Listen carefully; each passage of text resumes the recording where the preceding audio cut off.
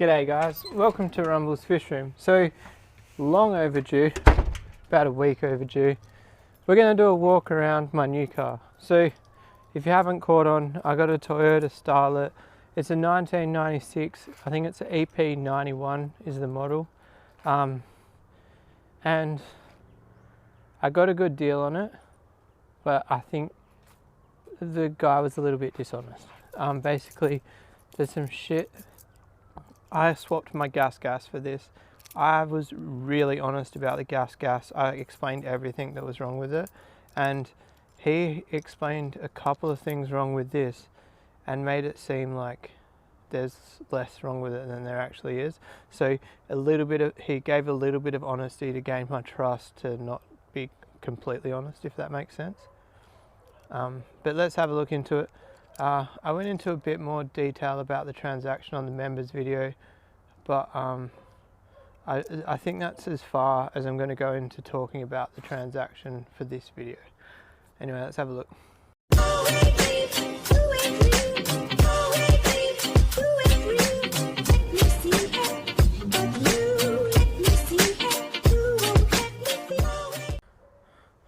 Alright guys, so it's on the ground. The white walls got done today. Static white walling did them. I think it's called static white walling. His name's Jake. So that's obviously the thing that stands out most about the car. I did that bump. I did a bumper restoration on the rear one, but I haven't done it on the front yet. You can see the colour difference. The back one was actually worse. So it needs things like new window wipers. I pretty much plan on getting this thing as tidy as I can. I was doing cheap mods to flip it. I've changed my mind. I'm keeping it for a while. So one thing that shits me, it's got a different key for the ignition barrel to the door. Obviously the ignition barrel in it probably collapsed at one stage, and they just changed that. Now, I don't know, do you guys think I'm being pedantic for trying to chase a full lock set for this car? Drop a comment. Do you think, like, I just should leave it? Things like immobilizer crooked, that shits me. It needs a new seat. It had seat covers on it when I bought it, and I regret I ripped the seat cover off like it was a shitty old one like that. But anyway, the point was, that seat's way worse than I realised it would be. Honestly, I'm not worried about that. Like, I chose not to look under the seat covers when I bought it, and like when the seat cover was on it, I could tell that it was stuffed anyway. These seatbelt buckles are stuffed. I've got new ones on the way, well, second-hand ones in proper condition. Basically, I'm trying to get this car as close to road legal as I can, because it's going to get yellow stickered one day for being so low. So I want it to be an easy process once I need to put it over the pits. It's getting a little bit dark. We'll shed some light on the situation. My favourite part about this car is the dash. The dash is absolutely immaculate. Probably the saddest bit is the cigarette lighter. I could probably heat gun that, but anyway, I heat gunned this ashtray and it came out mint. One thing I hate, it's got this, I think it was a cup holder on the side. It's only got 2 screw holes. We've got this shit at work, it's called Novarite. So I'll probably take that off and try to plug the holes with this wax stuff. I got a heater hose here. That's where we kind of start leading to the negatives. All of this, it's all in perfect condition. The carpet's in reasonable condition. The dirt's just from me. It looks like that when I got it. The back of the seats are dirty. There's that little cap's flown off there. You can see the ground. I don't really plan on keeping a spare tyre in it. And I never really plan on running a full tank of fuel. Basically, this car's light and the driving style of it is light. I need to get the cover for that light. Oh, come to think of it, I ordered a headlight off a guy. I should have asked him if he had that cover. I don't know what they are. They're like little seatbelt holders. I honestly haven't looked at the back seat much myself. I don't know where they get. I don't think I'll bother getting like the seat shampooed and shit. Like, I think that's a bit over the top. It's a bit strange. The guy got the car detailed, and he sent me photos of it at a detailer. But if you look, the back seat wasn't detailed. So I believe the back seat was down flat when they detailed it, and they didn't lift it. It hasn't. The seat didn't get vacuumed. If I was getting it detailed myself, I would 100% complain about that. The paint is faded, but the good thing about white is you can bring it back real easily. It's got a dent in the tailgate. I found a tailgate, but the guy wanted $280, so we're not getting that tailgate. No way am I spending $280 on a door. There's a tiny dent there, which I've only just noticed now, really. And there's a dent somewhere here in the bonnet. The badge has been ripped off, and that's bare metal there, so it's been taken down to the paint. If you look here, see if we can catch it in the light. This corner here I hit with a buffer and it came up mint, so I'm excited about that. I think then we know why you can just get direct replacements, like one piece replacements or something. The name of one piece window replacements rings a bell. So now let's chat about the negatives. So the biggest negative is the oil leaks. So the rocker cover gasket's leaking. Now I can only pray to the rocker cover gasket gods that all that oil down there is from that rocker cover. So basically, when I bought it, now I'm not 100% on this theory, but I'm just going to throw it out there. When I bought it, there was no oil here. There was a tiny bit of oil there, and a little bit down that side. And he said, oh yeah, that oil's been there for months, like I haven't cleaned it, but I've been driving it for a week and the oil has more than quadrupled. I don't know if, I don't think it'd be leaking from the cap. Could always get a new cap just in case. I've got a new rocker cover gasket. There's no oil in there, so that's not leaking. I've got a rocker cover gasket.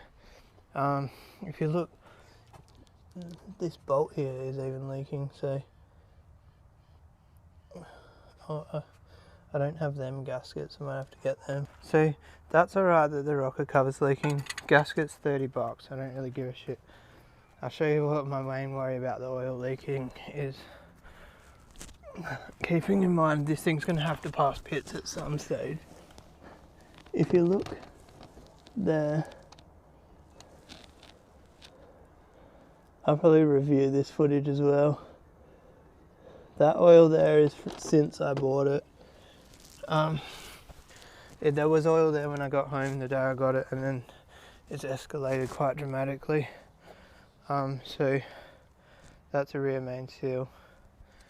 Now, rear main seal's like $20, but it's probably like 10 hours labour to change it.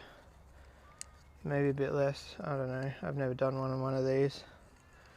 I've done a gearbox swap on a 92 Toyota Corolla, very, very similar to this. Well, actually it was Holden Nova, but it's basically a Toyota Corolla.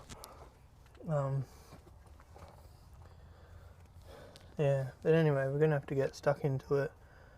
Oh, so one of the main things I hate about it, and it's kind of dumb, like, it's not, I don't know, let me know if it would piss you off as much as it pisses me off. So you can see writing there, it's clearly got a wrecker's engine in it. The heater lines are not connected, so I'm pretty sure it's that hose there needs to go up to one of them, and then that pipe there connects to there. Obviously I've got the heater hose in the car there, but it's way too hot to do it now. maybe tomorrow I might park the car out the back and I'll drive my 80 to work, and then that way that night I can do it. So we need to do that. The other issue is I didn't really think of it till just now. The number on this engine isn't going to match the rego papers, so if it does have to go over the pits, that might be an issue in itself. I'm just having a better look myself, you know, while we're here. This belt keeps slipping. I have to find the tensioner and tighten it. It needs a starter motor too. Luckily I live on a hill so I can start it there, but in the mornings the starter motor doesn't turn over. It's just the solenoid. I don't know if you can just buy the solenoid, but it's only in the morning, so it's only when it's cold.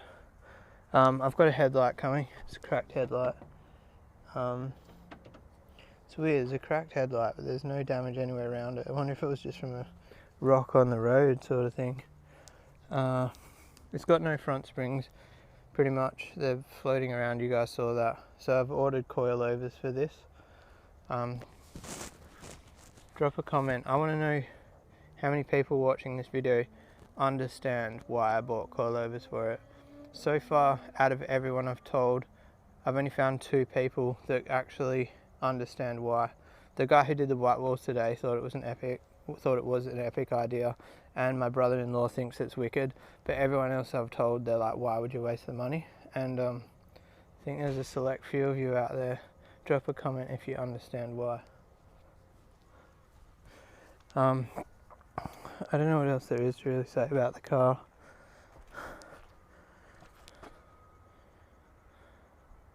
I don't know what paintless dent removal would cost. Obviously, my father-in-law's a panel beater. He said he can pull that dent out easy, but it means we need to paint the tailgate, and at that stage I might as well just try hunt for another one.